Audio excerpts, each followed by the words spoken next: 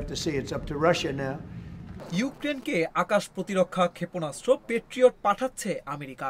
গতকাল রোববার মার্কিন প্রেসিডেন্ট ডোনাল্ড ট্রাম্প এমনটা জানিয়েছেন। এ সময় রুশ প্রেসিডেন্ট ভ্লাদিমির পুতিনকে নিয়ে হতাশার কথা জানিয়েছেন তিনি। বার্তা সংস্থা রয়টার্সের প্রতিবেদন অনুযায়ী ইউক্রেন যুদ্ধবিরতির কথা বললেও পুতিন তা মানছেন না বলে অভিযোগ উঠেছে। এমন সময়ই ইউক্রেনকে প্যাট্রিয়ট পাঠানোর কথা জানালেন ট্রাম্প। ট্রাম্প বলেন, নিজের দেশকে রক্ষা করার জন্য উন্নত মানের অস্ত্র দরকার ইউক্রেনের।